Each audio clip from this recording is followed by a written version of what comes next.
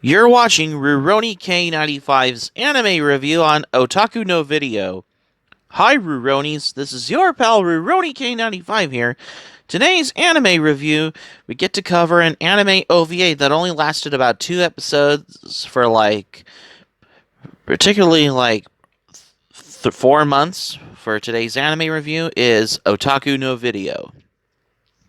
Otaku no Video is a 1991 anime OVA spoofing the life and culture of otaku individuals with obsessive interests in the media, which is particularly anime and manga, as well as the history of Gainax, its creators as well.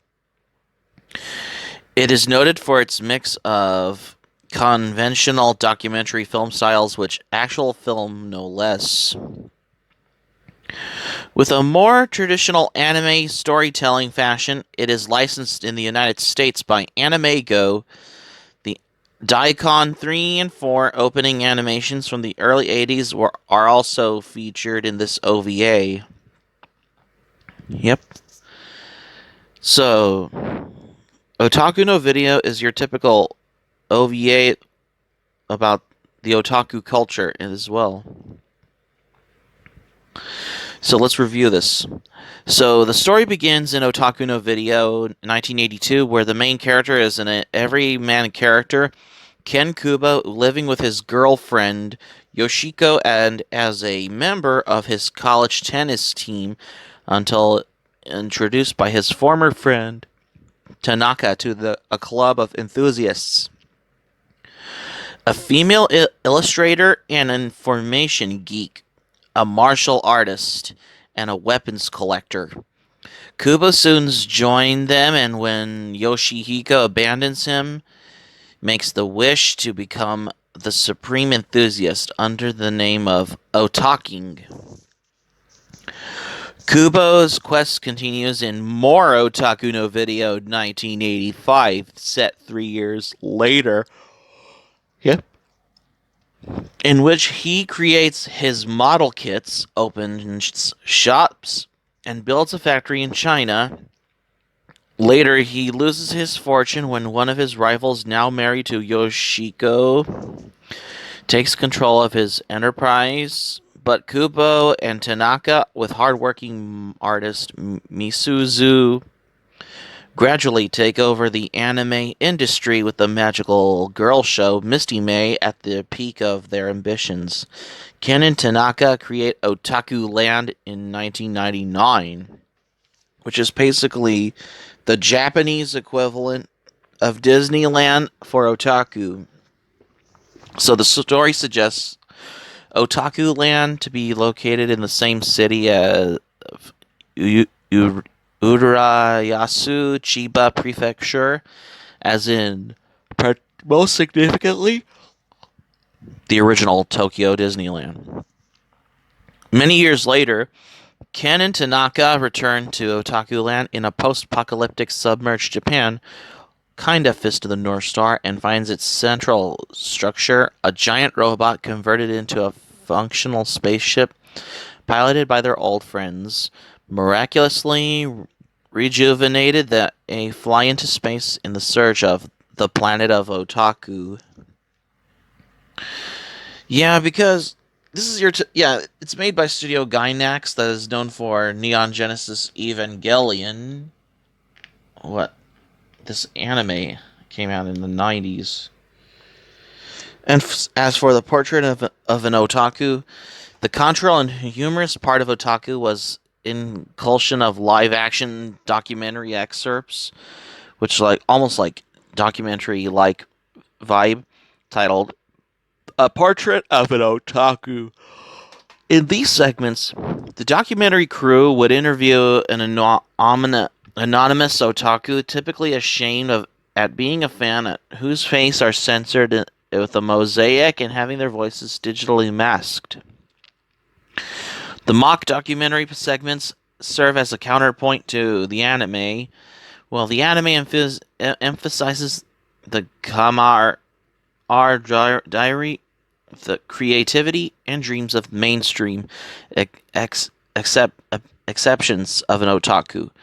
The mock interview exaggerated its negative qualities. The subject runs the gamut of the otaku subculture, and the interviews cover a cosplayer who now works as a computer programmer and outright denies his cosplay days. Even when presented with the photographic evidence, but he keeps his Char as a Nabe helmet in his desk drawer, an airsoft otaku, a garage kit otaku, and Shut-In who voice records television programs for trade, but has not actually watched anything he's recorded. The interviews also contain fans who engage in a range of illicit or unsavory activities such as cell thieves or pornographic fan who attempting to manufacture glass to defeat the mosaic censorship common and in Japanese inappropriate in NSFW videos, and who is shown masturbating during the interview, and a computer gamer, famous Gainax member Hideaki Anno, obsessed with the character in a hentai computer game. Noriko from Gunbuster, one of Anno's works, who makes a cameo in Gainax's own hentai game, Cybernetic High School. But anywho's, it is believed that all the subjects in the portrait of an otaku segments were Gainax employees who worked at the studio Gainax or connected to Gainax at the time during a filming. The first otaku interviewed bore a remarkable resemblance to Toshio Okada, a principal founder of Gainax in both background and physical appearance. The Gaijin otaku's Sean Hernandez has been confirmed to having been Craig York, who with Sean Howell and Leah Hernandez, whose names were borrowed from the character, and were the main staff of General Products USA as well, an early Western branch of Gainax's merchandising enterprise in the early 1990s. The interview with Sean Hernandez has been a point of contention with Leah Hernandez, who, in an interview with Pulp magazine, noted that the interview was unscripted and that Craig York has been fairly sincere in his thoughts, and he felt that Gainax insulted their American members. However, in the interview, the words were spoken by Sean Hernandez in the background, noticeably different from what is shown on screen via subtitle, which is based on the Japanese voiceover translation. And even at FanimeCon 2003, Hiroshi Sato, an animator and another Gainax member, mentioned that he had been in one of the interviews in Otaku no Video. However, in Otaku no Video, the Garage Kid Otaku was given the pseudonym Sato Hiroshi for the interview. So, the thing about Otaku no Video, however, on the production and release, however, since Otaku no Video was partially based in the personal life of the original creators of Gainax, which the company Gainax is known for anime they have worked on, which they were created by Gainax, especially those TV shows. Such as Nadia, The Secret of the Blue Water, His and Her Circumstances, Neon Genesis Evangelion, This Ugly Yet Beautiful World, Gurren Lagann, Corpse Princess, The Mystic Archives of Dantalion, Pantheon Stalking with Garterbell, Magica Wars, Wish Upon the Pleiades, and they also did on those movies in anime, such as Royal Space Force, The Wings of Omnimes, and Nadia, the movie, Evangelion, Death and Rebirth, The End of Evangelion, Revival of Evangelion, Gunbuster versus Diebuster as well. They also did the Appleseed 1988 Anime OVA as well. And also did Kashan Robot Hunter, with co-production companies with Tatsunoko Production, and they also did FLCL with Production IG. Forgot to mention that. They also did every one of those that are probably in the work of Gainax, especially when it comes to Otaku no Video as well.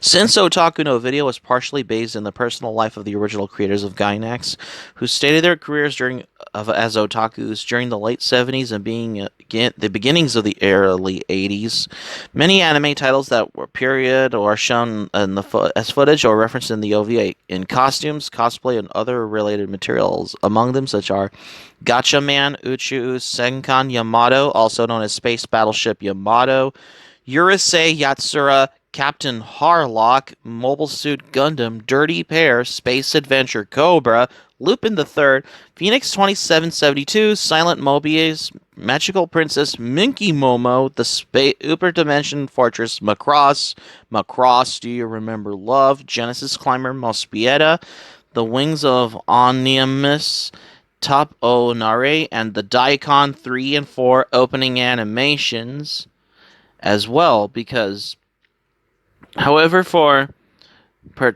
and there's also model kits of Golden Bat that is shown along with other model kits like Daitarn 3 and Minky Momo and Space Battleship Yamato that you see in one of those model kits that have a trivia to other anime that you see in Otaku no Video.